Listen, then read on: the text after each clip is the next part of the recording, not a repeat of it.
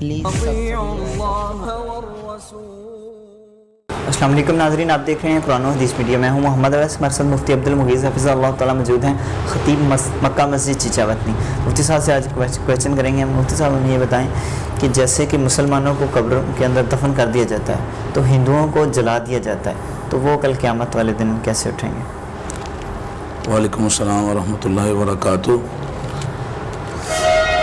ویسے بھائی اللہ رب العزت تو ہر ایک کو زندہ کرنے کے اوپر قادر ہے، چاہے لوگ انہیں دفنائیں. دنیا میں مختلف تہذیبیں ہیں. جب آپ مذاہب کو پڑھتے ہیں نا، کچھ جلا دیتے ہیں، کچھ جو ہے نا وہ قبروں ان کو جو ہے نا وہ حنوط کرتے ہیں، کچھ پانیوں میں بہا دیتے ہیں لاشوں کو، اور مسلمان جو ہے نا وہ زمین میں دفنا دیتے ہیں.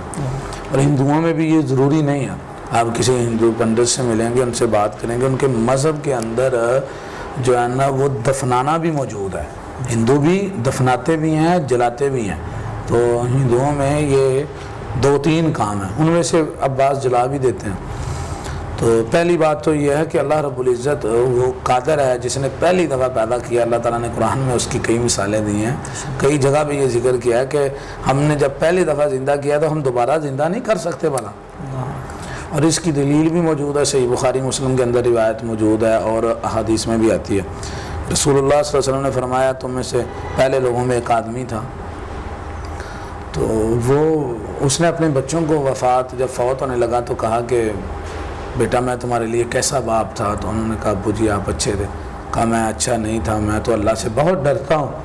تو تم ایسے کرنا، جب میں مر جاؤں گا تو میرے جسم کو جلا دینا. جلانا، جو چیزیں ہڈیاں اور جو کچھ راکھ بچے گی ان کو پھر کوٹ دینا، پیس دینا، اچھی طرح پیس کے جو صفوف بن جائے گا اسے گرمیوں کی جو تیز آندھیاں آتی ہیں ان آندھیوں کے اندر اڑا دینا. تو لوگ بچوں نے اپنے باپ کی وصیت کے مطابق ایسے ہی کیا. تو رسول اللہ صلی اللہ علیہ وسلم نے فرمایا اللہ تعالیٰ نے اس کو جو ہے نا پانی کو حکم دیا، ہوا کو حکم دیا، لاؤ میرے بندے کی راکھ کدھر ہے؟ تو وہ ساری راکھ جمع ہو گئی. تو اللہ تعالیٰ نے اس کو پھر زندہ کر دیا. اللہ تعالیٰ اس کے بغیر بھی زندہ کر سکتے تھے، راکھ کے بغیر، لیکن یہ اس بندے کی یہ سوچ تھی کہ شاید اس طرح میں بچ سکتا ہوں. اس طرح اللہ تعالیٰ نے اسی طرح اسے دوبارہ زندہ کیا، اسی راکھ سے جو اس نے اڑا دی تھی. اس میں یہ بھی حکمت ہے نا. تو دوبارہ جو ہے نا وہ اسے زندہ کر کے اللہ نے کہا ہاں بھائی بتاؤ تم نے کیوں ایسے کیا؟ تو وہ کہے گا یا اللہ میں تجھ سے ڈر گیا تھا، تو میں تیرا سامنا کرنے سے ڈر گیا تھا.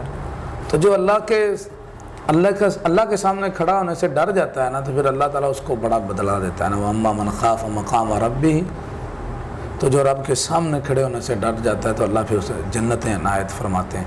تو اللہ تعالیٰ اسے معاف کر دیں، کہیں گے تو میرے ڈر کی وجہ سے تو نے یہ سب کچھ کیا، جا تجھ کو میں نے معاف کر دیا. اب یہ جو حدیث ہے یہاں سے یہ مسئلہ بھی نکل رہا ہے کہ چاہے جو پانی میں بہا دیا جائے، چاہے ہواؤں میں اڑا دیا جائے، چاہے جلایا جائے، جیسے بھی زمین میں بھی، تو قبر کا مطلب صرف یہ جو ہم زمین کا گڑھا بناتے ہیں مسلمان، صرف یہ نہیں ہے. قبر کا مطلب ہے کہ یہ جسم جہاں بھی چلا گیا ہے تو وہاں سے یہ دوبارہ اٹھ جائے گا.